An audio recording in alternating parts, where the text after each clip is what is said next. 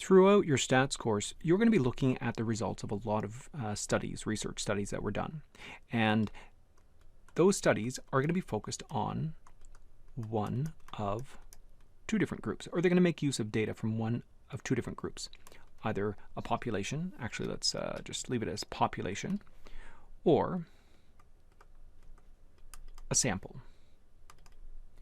Okay, so we need to understand what the difference is between these two and why we might use one instead of another. Now, these two terms are very closely related, but they're somewhat opposite in their nature. A population basically is large and all-inclusive. A sample is usually smaller and does not include everybody, but let's write this out in more formal definitions. So the population would be all individuals of interest. Okay, now population is a word that's used in common language, and so certainly you're going to be familiar with this term, and the idea of it representing all individuals is typically what we think when we think of a population. If you think of the population of a country like Canada, all of the citizens of that country make up the population. So certainly this concept of all-inclusive, or including everybody, that's what a population typically is used to express. However, there is this part over here, and this is going to be very important for your course, because populations don't necessarily need to be huge. They don't necessarily need to be as large as entire nations. You might be performing a study that is trying to describe nobody more than just the people on your street or the people in your class. As long as you have all of the individuals involved, then you will have the entire population. If your class, let's say you have a very small class, there's only 12 people, as long as they all contribute their data to your study, then you would have a study that was performed on the entire population, even though your population is only 12 people. You could have a population of 3 people. The population just has to include all individuals of interest as you define your interest in your study. So if your study is on Canadians, you have to include all Canadians' data. But if your study is trying to describe some characteristic of people named Susan who take statistics in their first year at university, then there might only be 2 of them. As long as you have all of them, or all of those people that fit exactly that definition, you have the population. Now, we want, with our studies, to be able to make comments on what the entire population is doing.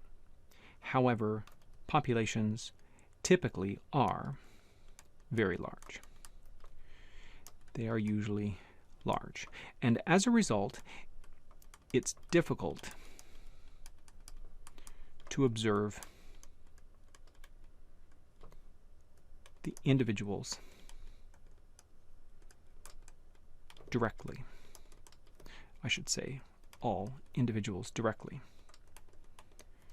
Let's say we go back to our example where I talk about the citizens of Canada. Now imagine you want to perform some sort of a study of the citizens of Canada. You want to be able to make a statement about, let's say, what is the average income of Canadian citizens. Well, imagine you have the greatest possible resources to do this. Let's say you are part of the government, you have full reign over how to conduct this. Some countries enact legislation that says that it's a criminal offense if you don't answer the survey or the census. So let's say you've got as much money as you need to be able to conduct this study, and you even have fines for those that don't take part in the study. You're still not going to be able to observe all of the individuals directly. You're not going to be able to get everybody involved. The reason for that is, how are you going to contact everybody from the population?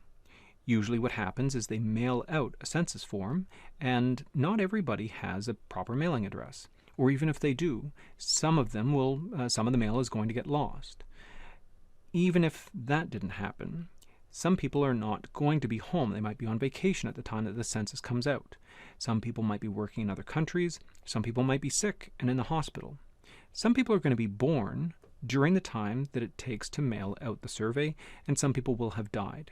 So it's difficult, sometimes impossible, to observe all individuals in a population directly. So even though a population is what we would like to be able to comment on when we're finished our research, typically we end up having to be satisfied with a sample. Now, if a population is all individuals, a sample is not all individuals. I'll say it's any group that is selected from the population. Okay, so a sample is any group that's selected from the population. That means it's going to be smaller than the population. I'll just write population like POP''N. It's smaller than the population, which makes it easier to collect the data from. So certainly looking at a smaller group is easier to handle. It costs less money. There's more of a chance you're going to be able to actually get the data from everybody, especially if it's a very small sample. The problem is, though, small samples may not properly represent the population. If you don't include many of the people from the population, you're going to get very skewed results. You might not get a true picture of what's happening in the population. Imagine you wanted to take a sample of how people did on a test in your class, but you only asked 2 people. Well, only 2 people. They could be the 2 people that did the worst on the test. They could be the 2 people that did the best on the test. You could get a very skewed result. You could get a very non-representative view. It would be much better if you took the largest possible sample that you could handle. So we try to take larger samples because larger samples better represent. They do a better job of representing the population.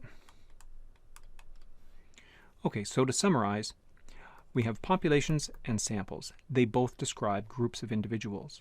A population includes all of the individuals that we've defined of being of interest in our study, whereas a sample is anything less than all individuals. It's any group that is selected from the population, whether it's big or it's small. As long as it's not the entire population, it's a sample.